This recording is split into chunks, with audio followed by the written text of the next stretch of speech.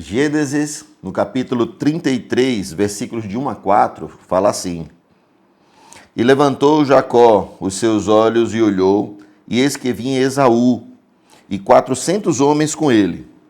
Então repartiu os filhos entre Lia e Raquel e as duas servas, e pôs as servas e seus filhos na frente, e a Lia e seus filhos atrás. Porém, a Raquel e José, os derradeiros. E ele mesmo passou adiante deles e inclinou-se à terra 7 vezes, até que chegou a seu irmão Esaú.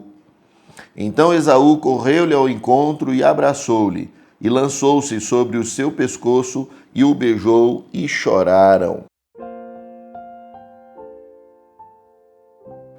Sejam todos muito bem-vindos ao nosso encontro do grupo familiar aqui da Igreja Batista Monte Gerizim. Nós temos falado sobre unidade. E nesse tempo, esse ano inteiro, nós temos falado sobre unidade. E a ideia de unidade não é concordância plena. É a ideia de olharmos um alvo e da gente seguir junto naquele alvo, junto naquela busca, para que o Senhor seja exaltado. Nós podemos pensar diferentes, mas nós precisamos andar uníssonos em uma só direção. E eu tenho dito muito aqui sobre unidade para que os grupos familiares sejam um momento de refrigério, um momento de pastoreio mútuo, um momento também de buscar pessoas para que elas sejam trazidas para dentro da sua casa e elas participem junto com vocês, porque às vezes essas pessoas não iriam na igreja, mas iriam na sua casa. E quem mais entendeu isso até agora foi o grupo da nossa juventude, os adolescentes e os jovens juntos ali da casa de Lide, que estão convidando pessoas, estão levando pessoas que vão estar sendo agregadas e que vão estar sendo participantes desse pastoreio mútuo, desse cuidado. Eu estou muito contente com a galerinha nossa ali da juventude que está na casa de Lide. Portanto, a gente precisa pensar nesse norte que a gente vai chegar, e eles talvez entenderam isso, de que através do grupo familiar nós temos unidade para pastorear mutuamente uns aos outros, cuidar, atrair, cair na graça do povo, como era a igreja de Atos, e a gente consiga então proclamar o nome de Jesus a todas as pessoas da Península Itapajipana. Aqui nesse momento a gente se depara com um assunto que é um dos mais delicados, o momento em que Jacó se depara com seu irmão, mas antes de se deparar com seu irmão, 40 anos depois, em que tinha mentido para o seu pai Isaque, envolvido com Rebeca, sua mãe, de que ele era Esaú em lugar de Jacó, para roubar a primogenitura. Primogenitura essa que também facilitada pelo próprio Esaú, no sentido de vender algo que era impossível de se vender, de transferir algo que era impossível de se transferir. Primogenitura essa que ele recebera porque tinha sido o primeiro a nascer. Agora, quando Jacó faz o acordo e ele aceita, Esaú é tão participante do erro quanto também Jacó no seu roubo. Quando, 40 anos depois, Jacó, impelido pelo Senhor a se reconciliar com seu irmão, se encontra com o Senhor no Val do Jaboque, no capítulo anterior, no capítulo 33, 32 de Gênesis, e que ele luta com Deus, Deus toca na juntura da sua coxa e ele passa a mancar e ter uma marca que o Senhor tinha deixado. Assim como também o Senhor pergunta como é o seu nome. E aí ele lembra que 40 anos atrás ele disse para o seu pai que o nome dele era Esaú, mentindo. O Senhor pergunta a ele como é seu nome e aí ele lembra e ele diz: meu nome é Jacó. Reconhecendo o erro, reconhecendo a mentira. O Senhor então muda o nome dele de Jacó para Israel e muda toda a sorte, toda a história dele, mas ele ainda tinha que reconciliar a traição que tinha cometido contra seu irmão.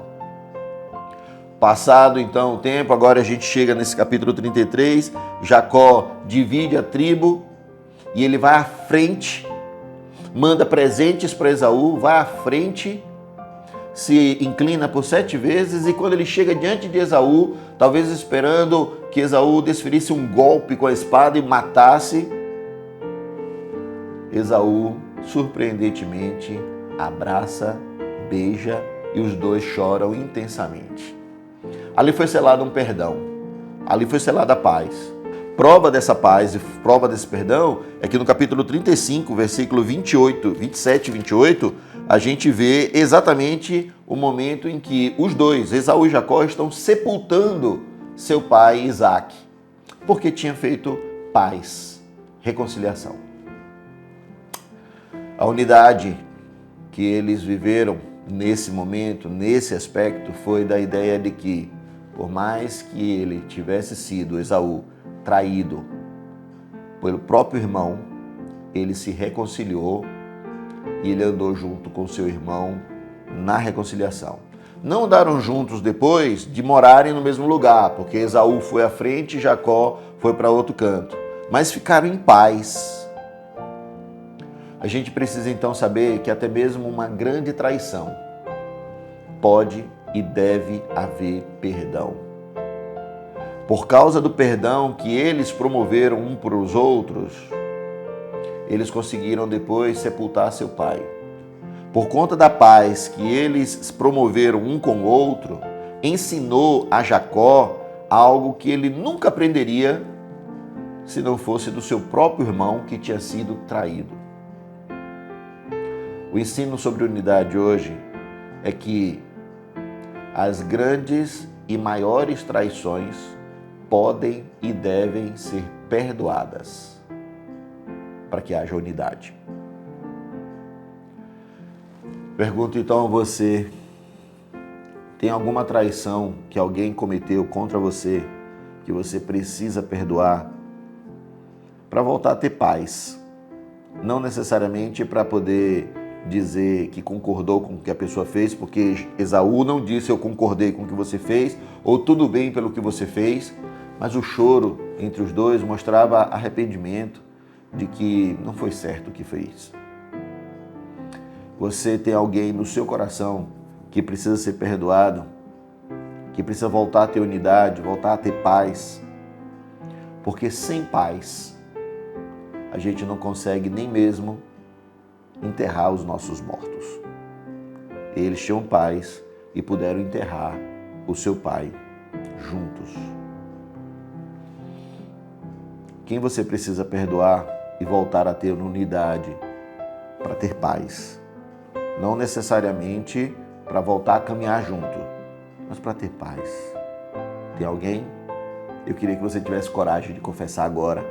Alguém que traiu a sua confiança, alguém que mentiu sobre você, alguém que falou algo sobre você, alguém que você precisa desculpar, perdoar e ficar em paz. Que Deus te abençoe e até o próximo encontro, em nome de Jesus.